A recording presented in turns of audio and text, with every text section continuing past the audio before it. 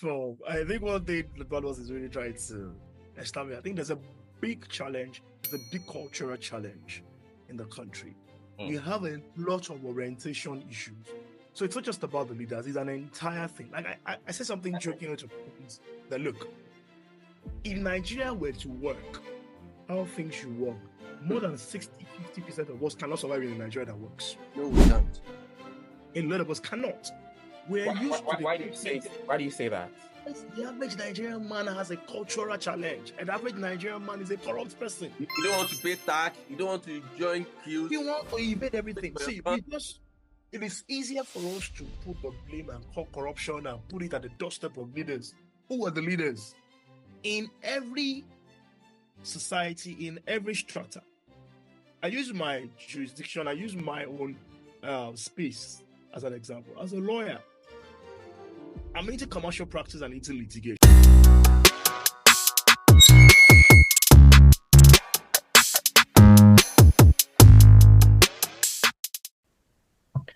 Hi everyone, this is the DEBOTAIWO Talk Show, and today I've got two amazing personalities in the house. I've got Olabamiji Adeyeye, a legal professional, someone who is an entertainment lawyer, who has done legal consulting for Family Feud and Lions Den, major soaps or episodes that we watch on our on Nigerian channels, the DSTV channel. And of course, I also have another guest today, a political scientist and a media professional in person of Kayode Badmus. You guys are welcome to the DEBOTAIWO Talk Show. Thank you for having me. It's good to be here. Yeah, been a minute. Today we will be jumping in real quick just to kind of digress. Just kind of talk about some of the issues that I think you guys would be able to give a bit of enlightenment into. And we're discussing specifically around the leadership or the youthful participation of leaders in Africa and Nigeria, and Nigeria specifically, or rather, let me rephrase to say the lack of participation of youths in chief executive positions of Africa and Nigeria specifically. And I'll share with you. If you guys know, like apparently Africa has a couple of countries, but 11 of those countries have leaders over the age of 70.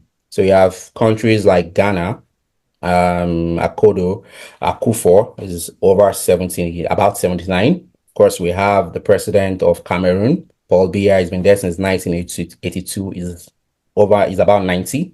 And of course, we have our own president, President Bola Ahmed Tinubu, who, well, should be about 73, officially or not. So, today we want to look at the reasons why. What is the reason behind this this kind of concept where it would seem like the chief executive office occupiers of positions are being held by elderly people only? And let's just start briefly on that. I'll start with Banji Adeyeye. What do you think is responsible for that reason, the lack of youthful participation in Nigerian politics? Okay, so for me, I think the real issue is the challenge of opportunities for young Nigerians. So, politics in Africa, and specifically if you narrow it down to Nigeria, is quite expensive to get. It's an expensive venture. So you realize that the average Nigerian youth is faced with hunger. I like to put it just in that way. I mean, hunger, people are really trying to survive. The average Nigerian is out of school, trying to find work to do, trying to find a means of survival. So the real issue is, because of the systemic issues that we've had over the years, on the development, lack of employment, and all of those things, infrastructure, it has actually impeded youth participation in politics. So the average Nigerian is preoccupied with what to eat, how to fend for himself, how to live a decent life. So before you know what is going on, it becomes, he's got into his 40s, his 50s before he's even able to settle down to now think of joining politics. So really, I think Economic challenges is one of the inhibiting factors for youth participation in politics in Africa, and specifically Nigeria. Well said. Kayode Badmus, what do you think is responsible for this, this lack of economic thrive in Africa specifically? Now, let me share with you guys, maybe unofficially, but officially regardless, two companies in the United States, Microsoft and Apple, the GDPs combined is probably more than the whole of the African countries put together as a continent. How are we going to get out of this situation where it would seem like we just keep collecting crumbs from the West? If I want to tackle this, I'll come from two different angles. Okay, first, perhaps as a media practitioner, then as a political scientist. But let me go first as a political scientist. You see, the bane of Nigerian politics and perhaps Africa is simply because we've not been able to design what is original to us. We have systematically borrowed from the West, and we're failed at copying. So, in politics, there is something called I think it was Aristotle who actually propounded that the leaders, they are called guardians, and it's supposed to be the best of the society. I don't know if you understand what I'm saying. It's supposed to be the best of society. So what we Africans actually borrowed from that is the fact that for you to attain leadership positions, you must have passed through certain stages. In every society, there are people struggling to eat. There are people struggling to make a living. If you are struggling to make a living, you have no business in saying you want to lead the people. So for young people, the first thing to do if you have political ambitions is actually to chase economic power. Like Banji said, politics is not cheap. It's not just Nigeria. It's everywhere in the world. Political venture is not a cheap venture. And that's why you see abroad, you see people looking for sponsors and everything. And a lot of clean politicians have actually gotten their fingers burnt in the process of looking for, people that will fund them. Because all sort of people with questionable resources end up funding. So, in my opinion, I think young people should get serious about understanding the situation. First of all, seek economic power. When you have economic power, you can feed yourself, you're well-to-do. Then you can consider, going into politics. But how do you seek for economic power in a country where the basic amenities, the basic things that you require for you to thrive? So, for example, I want to start a business, a salon business, right? Just a salon business because I'm highly skilled in making or cutting hair for people. But I don't even have constant power supply. I can't even afford now to buy a generator because I can imagine generators are probably costing several thousands of naira now. I cannot, even if I could buy a generator, the cost of fuel is over 1,015 naira per liter. So I am just a beginner trying to your word, trying to get economic Debo, over time, we have come to conclusion to say the ruling class have failed us. We have come to agree that the large extent the ruling class have over the years systematically failed us. So it's cliche if we keep repeating these problems. Now we have young people every day, young people in this same society, in this same system, thriving. I don't know if you understand. So leadership position is triangular. So we're coming from the bottom. Not everybody gets it. So it is those people who think outside the box, those people who have tried in a way to look for systems to thrive in that same system that is failing, the same system that still produce some of the best brains the world have seen. Do you understand? So it is these few people that are supposed to, get to the top. Like a while ago, when you mentioned something about ages and everything, a while ago, I remember posting something about, I said, I hate using that. I don't like using Senate claims again because it's actually fraud. But what do you mean by Senate claims is fraud, though? Can you clarify that? Yeah, in the Senate claims, and I'm very sure you see things that you ask yourself, or more, are the money in Senate claims? I don't want to do that. Several every day things happen around me in the UK, and I tell my wife, in Senate claims, this thing will not happen. I will just laugh, But basically, what I'm saying is, in Senate claims, old people live in old people's home. Yeah. Like they find a place to keep them and watch them. In Africa, old people govern the people. Sadly. However, you can't blame these old people. If you I won't talk for myself, but an average Nigerian, an average African, an average individual, when they get something, they don't want to let go. A wise man said, power is not served a la carte. Absolutely. You don't sit at home and power falls on you. So young people need to do things differently. See, it is cliche to start saying there's no electricity, there's no fuel, there's no this and that, and that's no. Young people have to think differently. And when we say politics is expensive, one of the reasons politics is expensive is because we young people, we want politicians to pay us to get involved in politics. I don't know if you're getting what I'm driving at. Okay, clearly I understand what you're saying, but I think one of the reasons politics is really abroad too, politics is expensive, but yet things like media campaigns and supporting volunteers and setting up offices and stuff. In Nigeria, politics is expensive because of stomach infrastructure. End of story. You have to buy bags of rice, you have to buy ororo, you have to buy all these things to share to people to vote for you.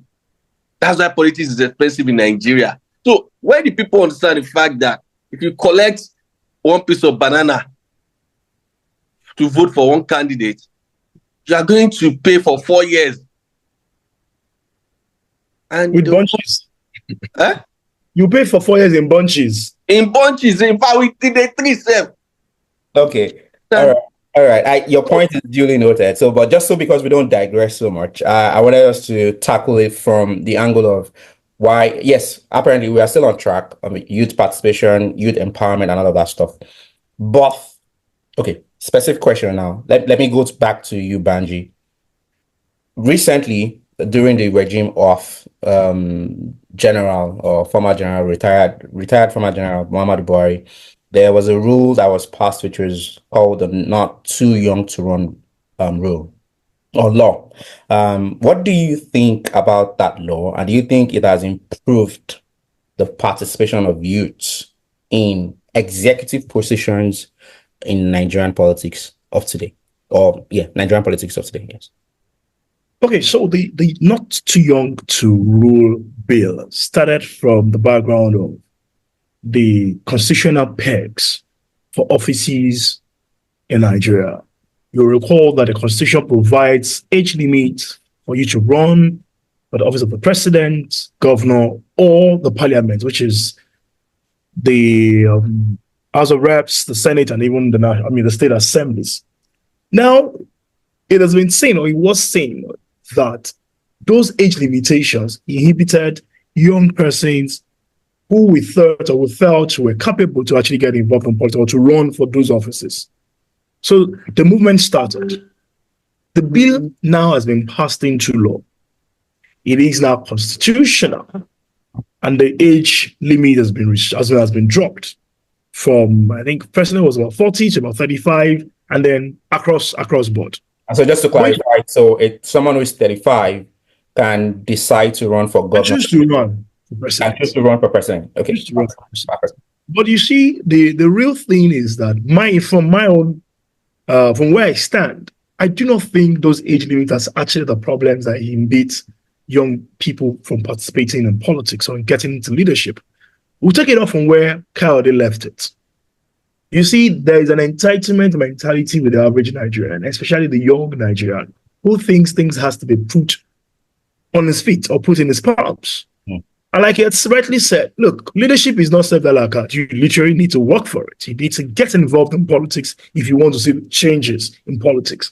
You see, the entitlement mentality, the idea of the stomach infrastructure thing has killed us. We'll find Nigerians youth who are more interested in social media gossips than getting involved with the real issues of governance. I mean, you and I are on social media. You see the kinds of engagements that go on that space. So the question I ask myself every time, are these a set of people that want to put leadership in their hands? I mean, I'm a proponent for young participation in politics, but it's important that if we want to challenge the status quo, if we're saying that those who are leaders at the moment are not doing the right things, the sets of or the crop of young persons that we are currently breeding, are they the sets of persons that want to become leaders? There are people who just believe that these things should be thrown at them, without working for it. So the issue for me is the fact that for Nigerian youth to get involved, for us to see the desired change, is not just about the law. Like I keep saying, it's one thing to have the law in place. The operators of the law are most important. If you do not belong to a political party, there is no way you will become a candidate of that political party. Either you like it as APC, you like it as PDP, whatever it is, first things first, get involved. It is easy for us to jump on social media and spend all our time typing gossips and here and there, getting, involved in comments of things that do not even matter to our lives. But we will not take the pain to go and find out where is Labour Party located in my area. We're not saying Labour Party is the place. Where is the closest Labour Party ward office to me? Should I join Labour? Should I join APC? Should I join PDP? Should I join AAC? Whatever it is, get involved. Become a member of the political party from the ward level. It moves to local government level and then all the way up there. But what do? No, we wait for another round of elections. We sit down and become social media and keypad warriors, make all the noises about the things that we think are not proper, and then we think things will change. It wouldn't change. So importantly, Nigerian youth should not just come and make us about being excluded from participation, but we literally need to get involved, belong to a political party, and then participate in the process. You cannot start from top. You have to go through the process from ground zero to the highest level that you want to get to. Thank you. Thank you for that summary. I definitely agree with you. I was in a retreat recently. There's a guy called Jimmy Tewe. He's a motivational speaker and all of that. So he was in Kitchener, Ontario about 2-3 weeks ago, and we had like a grand ballroom meeting, and we had this kind of conversations as well. And that was even where I think the idea came up to say, hey guys, let's have this conversation. And he was saying something about the lines of, hey, Nigeria cannot get better if you and I do not get actively involved in politics. You have to get involved. You have to get involved from the grassroots. You have to get involved from the local government, from the ward level. And that even Nigeria, if you're not talking about 20 years vision, don't talk to him about it. Like that's how we have to think about it. So great summary there. Kayode, I'm going to jump to you shortly. And we all know that the entertainment space in Nigeria wields a very huge influence, specifically among youth, specifically even around all age brackets. People listen to Nigerian songs right now, even here in the West or in Canada where I live. A lot of places where you go to the malls, it's not unusual to listen to or to hear Burna Boy's music on speakers or Rema or Fireboy. So we're doing pretty well. A question for you, however, though, is how can the entertainment industry bridge the gap between politics and the younger generation? And before I have you take the floor on that one. Recently, I was listening to some music on Apple Music, and I saw a title called Awolowo. So I just clicked on Awolowo, and I'm like, okay. It's about a girl. And, growing up as a child, when you hear Awolowo, obviously, Chief Obafemi Awolowo of blessed memory, was one of the founding fathers of Nigeria. Was the first premier of Western region, and went on to become Minister of Finance and even declared best president Nigeria never had. GCFRI, even imagine. And then these days, Awolowo now seems to be something that are rolling in paper. And you're talking about Awolowo. Yes, apparently it's a song that just kind of confused me. So, but with people that can wield that kind of influence, what can they do better? Kayode, let's take it off. Basically, you see, it's I don't like it when I have to bring examples from the past. When we talk about entertainment influence, we don't have to talk about in the past it wasn't like this. Because the truth is, as big as our music, our entertainment industry has grown, it is not doing social justice. It's not where it ought to be in terms of orientating the people. Now, let me give you an example. When the government, during Obasanjo, came up with structural adjustment program, the Fuji artist, Fuji is like, then some people used to say it's so illiterate, Abi. Barrister had a song for structural adjustment program. I know Obe had Operation Feed the Nation. Kolinti had one. I recently was listening to a song and Kolinti was singing about census. And here, what cameo census? You understand? As Even, this guy, I know, Omorura. See, had songs around. Every musician from the past, you have they would have at least one song, one wedding song, one conscious song. They'll have a song for birthdays. They'll have for even they'll have song for occasions, and of course they'll have social songs. So it was not just Fela that was singing, conscious music. Barrister again. Well, in recent times, I've actually been studying Barrister a lot. I've been listening to a lot of his music, and there was this I think Democracy or something that he sang about the evolution of the Nigerian community from Lord Lugard and Macpherson and all those people, and he would mention that regime and say, well, if what you did to Nigeria was just, God will judge you. Then he entered the Nnamdi Azikiwe era. He would say the same thing up to Obasanjo. I think it was around Obasanjo, the return of Obasanjo. Yeah, in the 90s or 2000. No, 1999 to 2007. I think that was it. So these guys will use their music to, and Burna Boy started consciously to an extent because he had this Fela Toga and everything. And from the moment people started saying, oh, he copies Fela too much and stuff, well, I think it's left consciousness. He has some conscious songs still, but beyond that, I think the creative industry has just looked for a way to isolate itself from consciousness, from politics. Is it because the moral decadence in the society has really... Moral decadence is not just in Nigeria; it's a global thing, and I don't know if, because we've not seen this before, we've not seen tomorrow. So what's happening now? It's not something that anybody foresaw. But the truth is, up until when the Nigerian contemporary music started growing, 1999, when democracy returned, you had conscious musicians. He just sang Jaga Jaga, sang Mr. Lecturer, sang a lot of conscious songs to awake people's consciousness about decadence in society. Blackface sang Ad Life. Yeah, Ad Life. Yeah. Police. All of them, even P-Square had a song, Oga Police, waiting with this. That was a long time before this EndSARS strike came. So the truth is, there is no doubt that Nigeria, the what's it called? The entertainment industry has a huge influence on the people.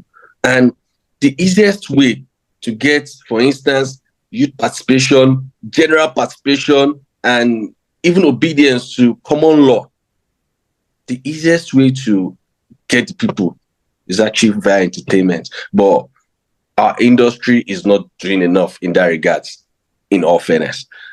However, you have to tell yourself, it is not just the entertainment industry. You see, an average Nigerian has this I don't care attitude. That's aside the corrupt attitude an average Nigerian has. And I'm going to come to that in a minute. We have this, then the drum, then the drum. So when you now get to your own turn to drum, you now say, that time they do their own. Now my time to do my own. And I tell people, like when I talk to people in the grassroots, I say, when somebody wins election as a councillor, his councillor's salary last I checked was about 350K, and they get a car. 350K cannot make you rich. However, if you're a councillor in Nigeria and after 4 years you return to the flat you're staying, or if you're staying in your father's house, you return there, the average person in society will abuse you. So the average mind of the Nigerian is that leadership positions is actually for enrichment. So do you think the leaders, in a way, directly or indirectly, has been able to make it look so lucrative? Like politics is so lucrative that who are the leaders? Who are the leaders? Well, so I've not seen anybody. I've not seen a Chinese, an American, or a Portuguese leaders in Nigeria. The leaders are always from you and I. Always picked from us. So it is that. So now let me give you an example. I criticize obedience a lot. I'm very vocal about that. However, I give it to them when it comes to the fact that they were able to shake the ruling class during the last election. However, let me ask you, Labour Party has how many? I think they have about. I don't want to mention a figure that is not correct. They have a couple of people in the National Assembly. Okay. Now, nothing has changed in National Assembly. Bogus payment was made for cars in the millions, which I heard hundreds of millions, about 140 million for cars. Did you see anybody from Labour Party reject this monies? However, Labour Party are supposed to bring the original change we want. So these guys are there. They have joined in, the enjoyment, so to say. I'm trying not to use them derogatory terms. They've joined in the enjoyment. Sorry to cut you. Is it like the largesse from the political ruling class is so much that even if you try to come into change, when you get into it, you forget all the aspirations you had and you blend into the chopping system? What do you guys think? Okay, if I would just chime in a little bit, I think what Badmus is really trying to establish, I think there's a big challenge, there's a big cultural challenge in the country. We have a lot of orientation issues. So it's not just about the leaders, it's an entire thing. Like I said something joking to friends that, look, if Nigeria were to work, how things should work, more than 60-50% of us cannot survive in a Nigeria that works. No, we can't. A lot of us cannot. Why do you say that? The average Nigerian man has a cultural challenge. An average Nigerian man is a corrupt person. You don't want to pay tax. You don't want to join queues. You want to evade everything. See, it is easier for us to put the blame and call corruption and put it at the doorstep of leaders. Who are the leaders? In every society, in every strata. I use my jurisdiction, I use my own space as an example. As a lawyer, I'm into commercial practice and into litigation. I know the challenges I face in litigation. You go to the courts, you file a court process. At the point of filing, there are official fees that are paid. You pay it. But trust me, you will pay more than triple of that amount in quote and unquote facilitation fee. Else your papers will not move from one place to another. Move from one hand to the other. When you're done with that, a court bailiff who is earning his salary to serve court processes officially will bill you and tell you, give me 30, 50K, 100K to go and serve this process. If you do not do it, your processes will not be filed. Will not be served. I'll be served. And the man does not think he has done anything wrong. When he would scream and say the governor is corrupt, the president is corrupt, he is earning his salary. As far as it's concerned, his salary is just a dash. You have to pay. So these things are, there's a cultural issue with us. The country, we need proper reorientation. And then that dovetails into when you were asking Kayode about the music, how they can be agents of change. The truth about it is the same thing that has affected us as the people that has affected the musical industry. Everything is quite commercial. The only thing that we glorify as a country is how you make money. Regardless of how you make it. Yeah. That's what I said about the moral decay. Commercial. Jaga Jaga was commercial. Mr. Lecturer was commercial. There's a way you make commercial. Conscious music and you make money. Fela did conscious music all through and he made money. Difference in Fela. Gentleman. The difference in these guys is this person's had substance to them. Like they say, you cannot give what you do not have. True. Look at the crop of guys who, the three of us on this call are doing our businesses and doing things to make money to feed our family. We're also commercially minded. But there is a way we do the things that we do different from other persons. It is a product of the things that have made us up. These guys, you cannot give what you do not have.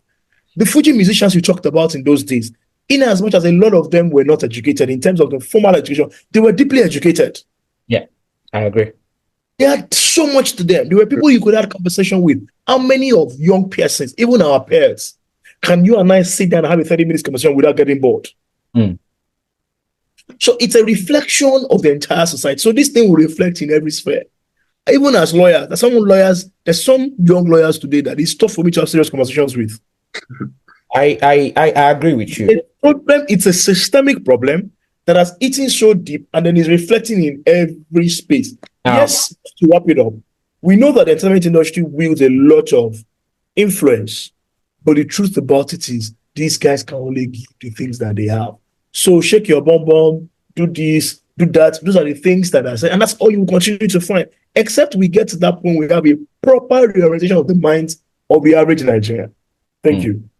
Thank you very much. We have just about 5 minutes to go, and I think we should wrap it up. About 5 minutes. But I think the major thing I've gotten from this conversation is the problem in Nigeria is of twofold. We have the systemic issue, and then we have to do an orientation gap. An evolution of the mind. Evolution of the mind.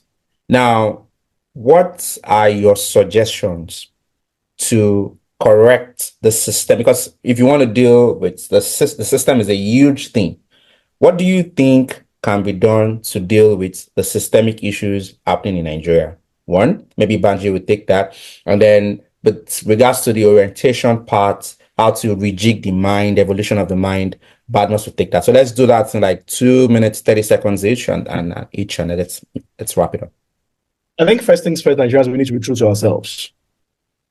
Identify what the issues are, and then from the smaller parts of the leadership, family, it's important that to reorientate or get things right, we must start these things from home. You and I are a product of a family. The things that have stayed with us to date are a lot of the things that were learned growing up. I mean, we share a lot of things in common. We've been friends for literally almost all part of our lives, and so we understand these things. It is a function. We need to literally reorientate our minds. Have first the belief that, look, the decisions or the actions of myself has a ripple effect on the next person within my family and with extension outside my family. So whatever space that I find myself, it is my point of leadership. It is that space where I have to make a mark. So I should first do my work diligently and do it with I don't understand religion, with the fear of God. And when you say fear of God, it's the fear of the fact that you know that your actions affect the other person. So you don't say you have to be a Christian, a Muslim, whatever. Just understand the fact that, look, at every point in time, whatever actions that I take has a ripple effect on the next man and the generation yet to come. Thank you, Banji. And Kayode, in your words, how do you think we can do evolution of the mind and people orientation in just a couple of minutes? Well, like Banji said, it's a personal thing. It has to begin from the home.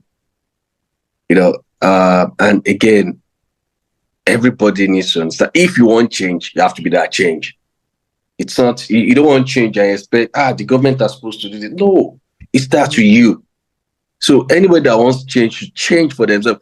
People should stop paying for NYC relocation. I want to save in Lagos and Abuja. And then you say the government is corrupt. No. That's a different ballgame entirely. If we go... These are the real issues. These are the things that we don't talk about. If you were posted to Yobe at the time you went for your NYC, would you have gone? Maybe I would have declined, except in Abia. And I know people who were posted to Abia and they were redeploying. I know people who paid and stuff, except in Abia. I spent 1 year in Abia. That was what I got. I wanted Cross River, actually. I was hoping I'll be taken to Calabar. All right. So thank you guys for your participation on today. I was going to add one more thing. Sorry. There's a video recently about one woman, I think a custom officer that was, they said, they relieved of her duty and people were celebrating and stuff. Then I saw another, and I was going to comment that a whole lot of times when you see this kind of people, she might not necessarily be evil. It might just be because she wants to do diligence. Yeah. If the government says resume at 9, resume at 9. If they say if you have to close at 5, close at 5. Don't resume at 10 and now say you want to go and pick your children, you want to go at 3, and it's like that every time. And today, and also on that video, apparently the woman have been reinstated. And the same set of people were now singing "Mommy, oh yo, mommy, oh yo, yada da." I cannot believe it. The problem, again, I reiterate, the problem is not just the government. Why the government? You, I, we the citizens, we are the major problem. If you know the rot in the civil service, we won't be. Another deep conversation for another day. In Nigeria, is where it is because the workers are as corrupt as those so-called fraudulent leaders. So we the people we need to have an evolution of the mind. If you want Nigeria to be a good place, when I was in Nigeria, I used to say it. I said, "Kosino, tinoba wa shema eko ma wonsha." Today, I mentioned about Band A. When you go to these Senate claims you talk about, I might need to cut you short, Kayode. Thank you so much, guys, for your participation today on this episode of at the DEBOTAIWO Talk Show. Thank you so much, Kayode Badmus, a political scientist and a media consultant, and of course, Olabamiji Adeyeye, a legal practitioner and entertainment lawyer of repute. Thank you so much, guys, for your participation. And that's a wrap today. Join us next week as we bring you some more entertaining episode. Cheers and bye for now.